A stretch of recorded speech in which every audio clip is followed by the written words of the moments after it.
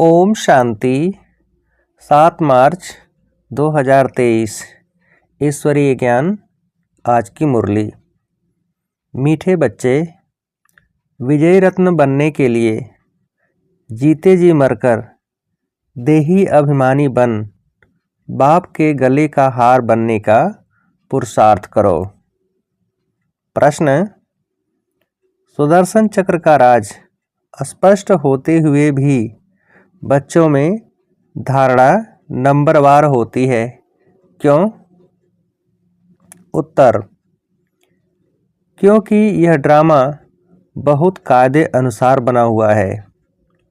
ब्राह्मण ही 84 जन्मों को समझकर याद कर सकते हैं, लेकिन माया ब्राह्मणों को ही याद में विघ्न डालती है, घड़ी घड़ी योग तोड़ देती है।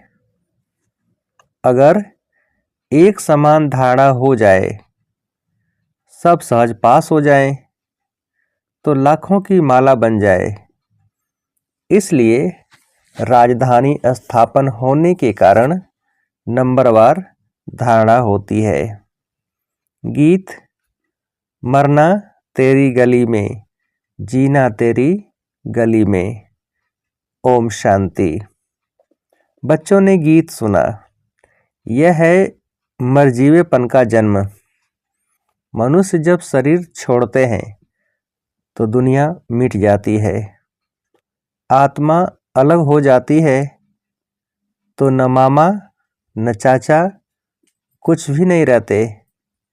कहा जाता है यह मर गया, अर्थात आत्मा जाकर परमात्मा से मिली। वास्तव में कोई जाते नहीं है, परंतु मनुष्य समझते हैं आत्मा वापिस गई या ज्योति ज्योत में समाई। अब बाप बैठ समझाते हैं, यह तो बच्चे जानते हैं आत्मा को पुनर्जन्म लेना ही होता है। पुनर्जन्म को ही जन्म मरण कहा जाता है। पिछाड़ी में जो आत्माएं आती हैं, हो सकता है एक जन्म लेना पड़े, बस वह छोड़ फिर वापस चली जाएंगी।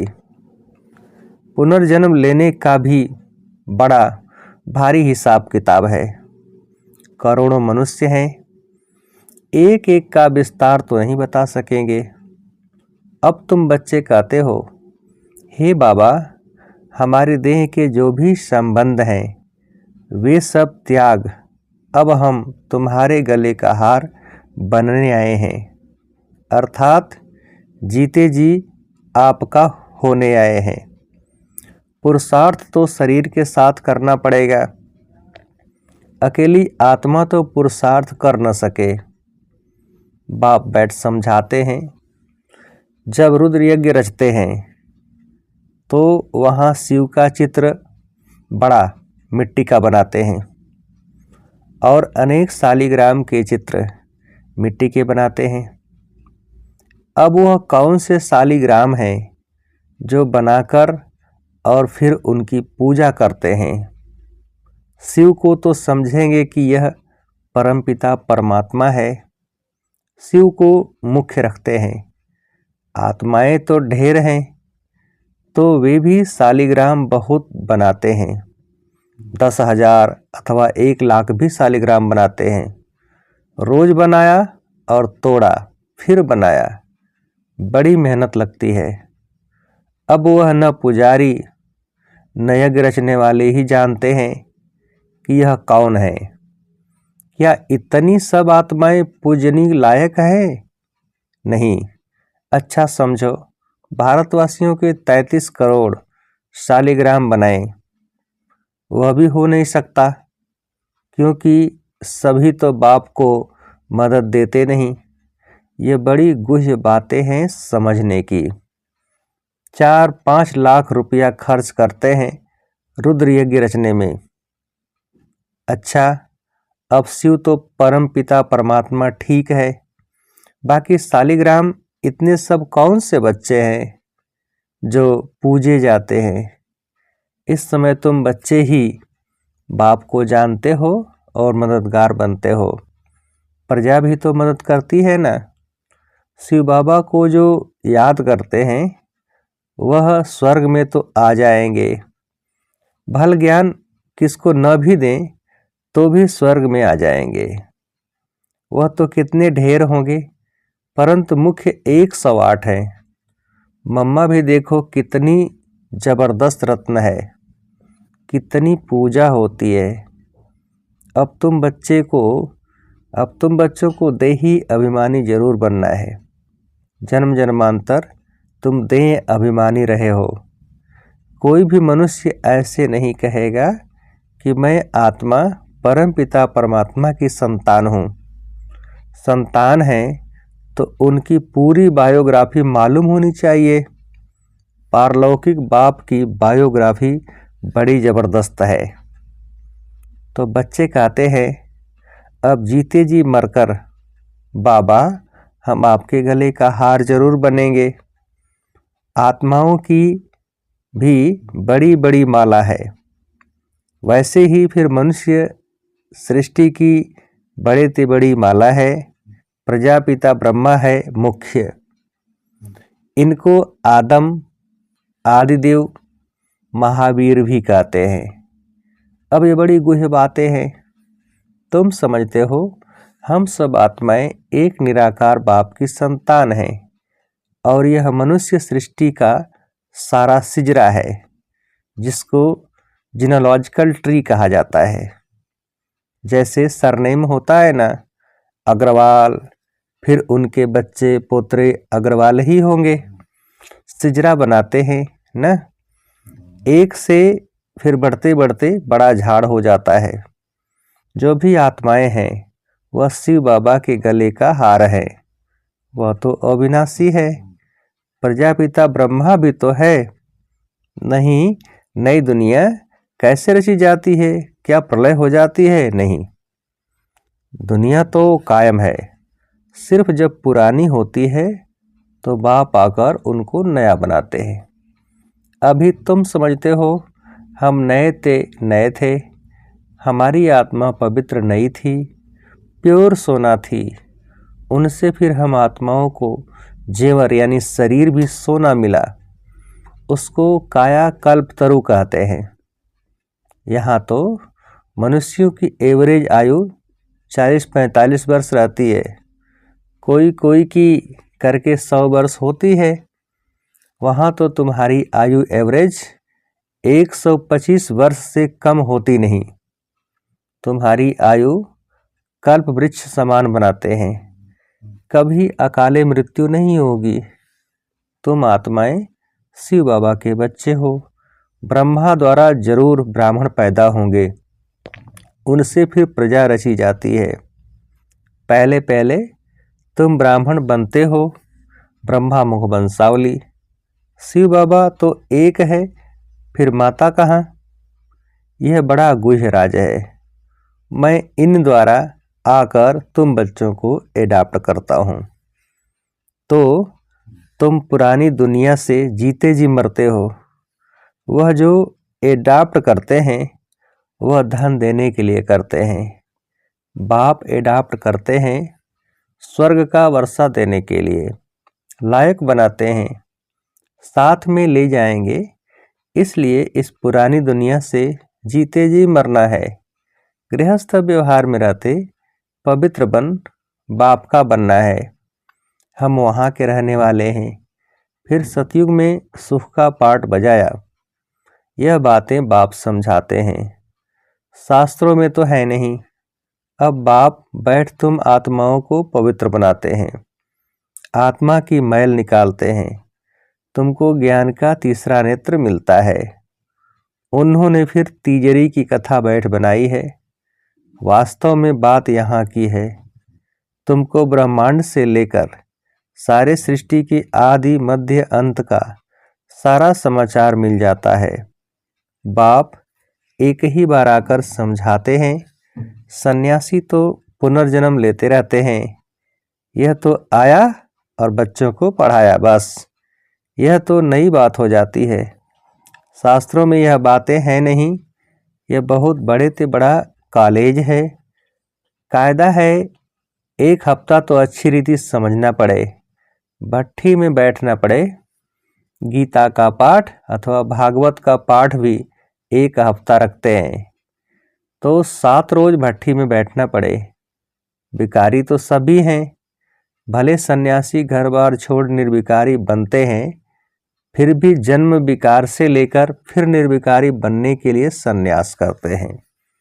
कई पुनर्जन्म को भी मानते हैं, क्योंकि मिसाल देखते हैं, कोई बहुत वेद शास्त्र पढ़ते पढ़ते शरीर छोड़ते हैं तो उन संस्कारों अनुसार फिर जन्म लेते हैं, तो छोटेपन में ही शास्त्र अध्ययन हो जाते हैं। जन्म ले अपने को अपवित्र समझ फिर पवित्र बनने के लिए सन्यास करते हैं। तुम तो एक ही बार पवित्र बन देवता बनते हो, तुमको फिर सन्यास नहीं करना पड़ेगा। तो उनका सन्यास अधूरा हुआ ना। यह बातें खुद भी समझा नहीं सकते हैं, बाबा बैठ समझाते हैं। वह है उत्तम ते उत्तम बाप जिसके तुम बच्चे बने हो। यह स्कूल भी है, रोजाना नई नई बातें निकलती हैं। कहते हैं आज गुह्य ते गुह्य सुनाता हूँ, नहीं सुनेंगे तो धारणा कैसे होगी। अब बाप बैठ समझाते हैं, तुम मेरे बने हो तो शरीर का भान छोड़ो, मैं गाइड बन आया हूँ वापस ले जाने। तुम हो पांडव संप्रदाय, वह जिस्मानी पंडे हैं, तुम रूहानी पंडे हो। वह जिस्मानी यात्रा पर ले जाते हैं, तुम्हारी है रूहानी यात्रा। उन्होंने तो पांडवों को हथियार दे युद्ध के मैदान में दिखाया है। अभी तुम बच्चों में भी ताकत चाहिए, बहुत होते जाएंगे तो फिर ताकत भी बढ़ती जाएगी।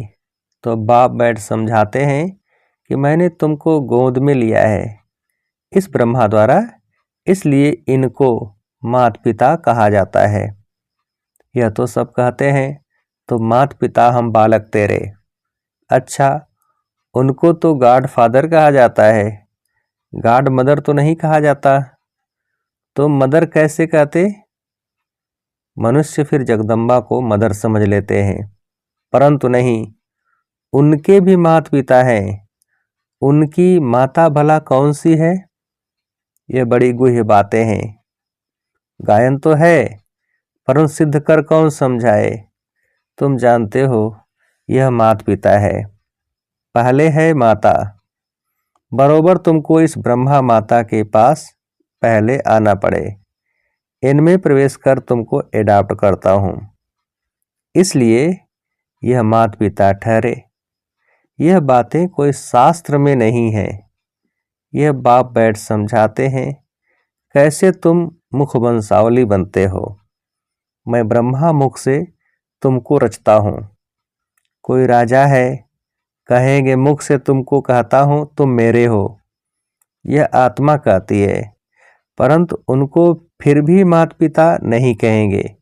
यह बड़ी वंडरफुल बात है।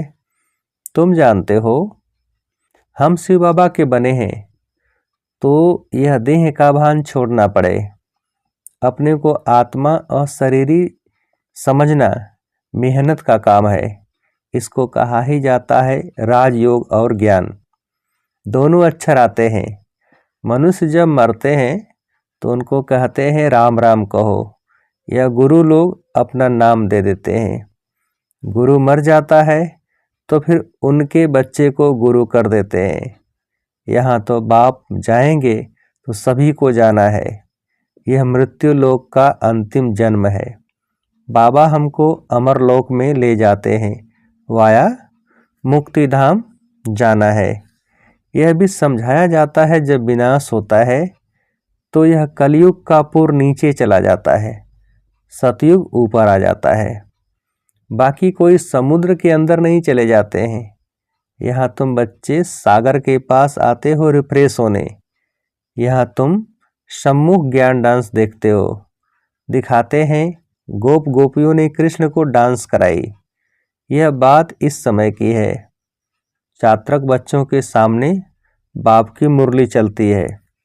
बच्चों को भी सीखना पड़े, फिर जो जितना सीखे। समझाना है बेहद के बाप से स्वर्ग का वर्षा लो, हे भगवान कहते हो, वह तो है रचयिता, जरूर स्वर्ग ही रचेंगे। यह एक ही बाप है जो स्वर्ग रचते हैं, वो फिर आधा कल्प चलता है। बाबा तुम्हें कितने राज समझाते हैं। बच्चों को मेहनत कर धारणा करनी है।